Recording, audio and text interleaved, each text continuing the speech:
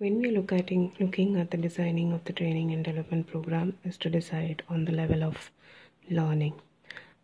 As discussed earlier, the inputs passed on to the trainees in training and development programs are education skills. In addition, there are 3 basic levels at which these inputs can be taught.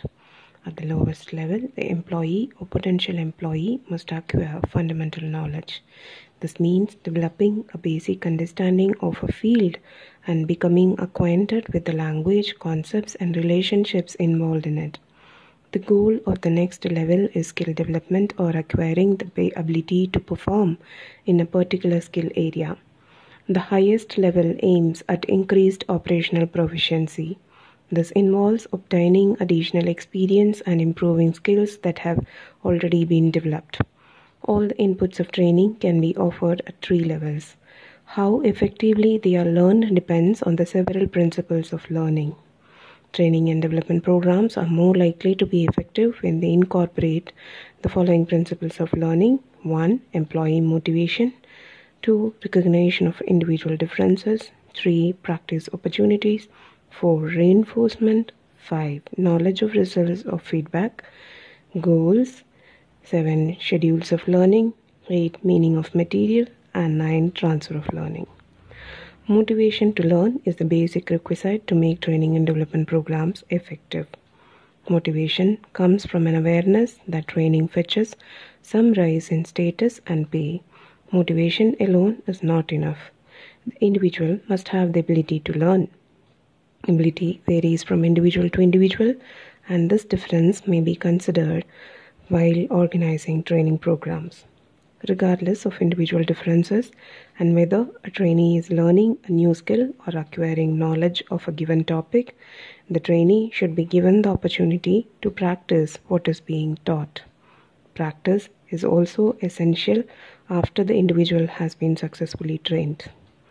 It is almost impossible to find a professional cricket player who does not practice for several hours a day.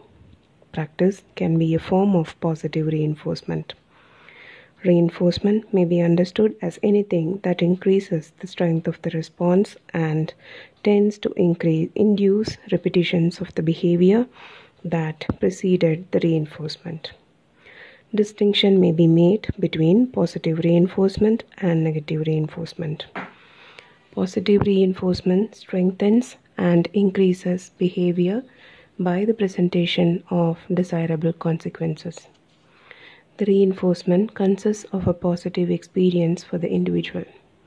In more general terms, we often say that positive reinforcement consists of rewards for the individual and, when presented, conditioned upon behavior, tends to increase the probability that the behavior will be repeated. For example, if an employee does something well and is complimented by the boss, the probability that the behavior will be repeated will be strengthened. In negative reinforcement, the individual exhibits the desired behavior to avoid something unpleasant. An example might be an employee who does something to avoid incurring a reprimand from his or her boss. If an employee who had the habit of coming late to work, assuming this as a pleasant experience, the employee might begin to come on time to avoid criticism. Thus, the effect of negative reinforcement is avoidance of learning. Knowledge of results is a necessary condition for learning. Feedback about the performance will enable the learner to know where he or she stands and to initiate corrective action if any deviation from the expected goal has taken place. There are certain tasks for which such feedback is virtually mandatory for learning.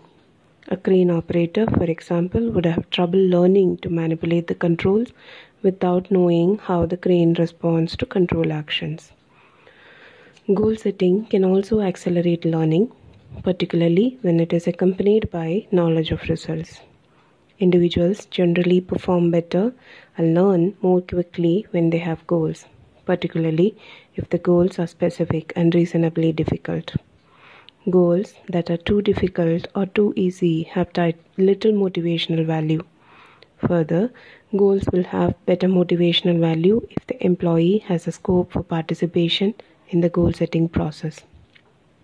Probably one of the most well-established principles of learning is that distributed or spaced learning is superior to continuous learning. This is true for both simple laboratory tasks and for highly complex ones.